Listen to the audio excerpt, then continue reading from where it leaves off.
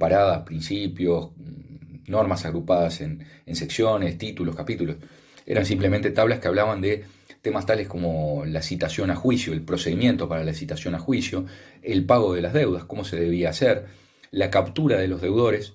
Los deudores podían ser tomados como esclavos, tomados físicamente y convertidos en esclavos.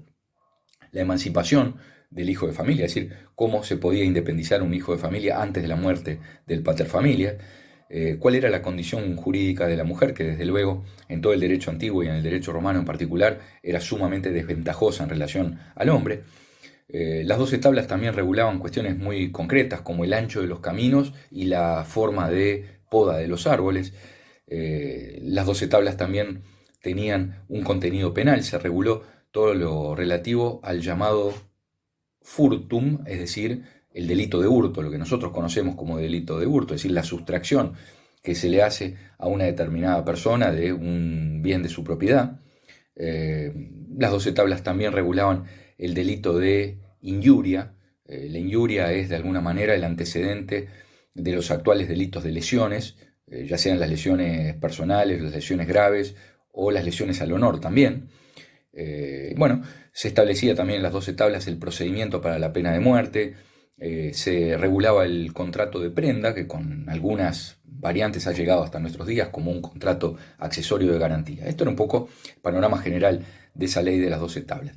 A partir de su aprobación, la lex creció como fuente en el derecho romano y mientras o a medida que la lex fue avanzando y consolidándose como fuente, fue retrocediendo en la misma medida la costumbre.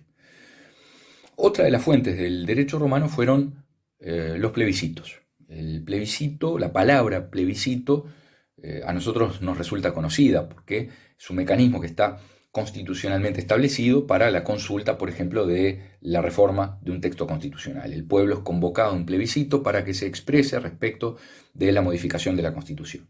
Ese es el sentido actual del término. En Uruguay siempre se recuerda el famoso plebiscito de 1980, que fue rechazado, la Constitución que el gobierno de facto en su momento promovió y que fue mayoritariamente rechazada por el pueblo.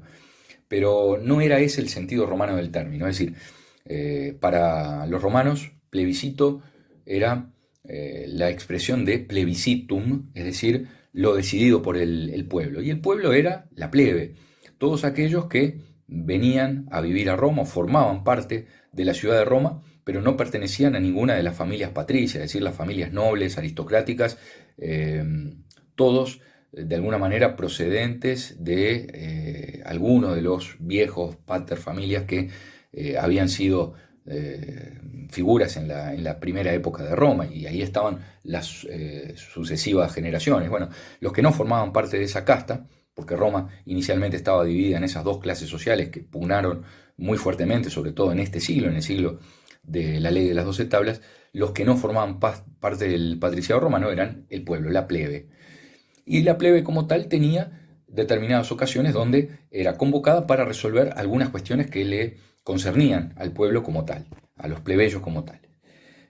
Por lo tanto, en principio, el plebiscito era tan solo una norma que era de carácter obligatorio para esa clase social, para la plebe, y no era, por tanto, obligatorio para la aristocracia romana, que se regía por sus normas particulares.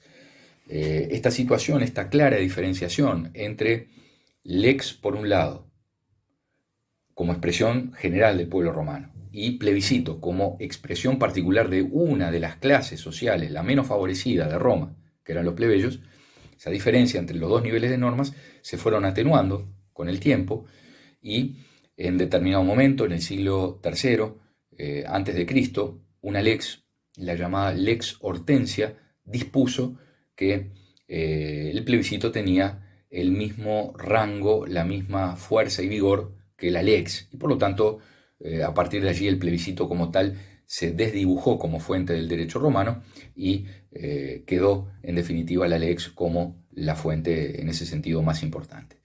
Hemos visto entonces hasta acá tres fuentes, la costumbre. Antes en otro video habíamos desarrollado el fas, hemos visto la lex y el plebiscito como fuentes del derecho romano. En una entrega subsiguiente vamos a ver las otras fuentes, las que se fueron desarrollando más tarde, durante la República, el periodo de la República, el segundo de los 3 periodos de la historia romana, y el periodo del Imperio, que fue el tercero de los 3 periodos de la historia política romana. Agradezco la atención y en otra entrega entonces desarrollaremos el resto de las fuentes romanas.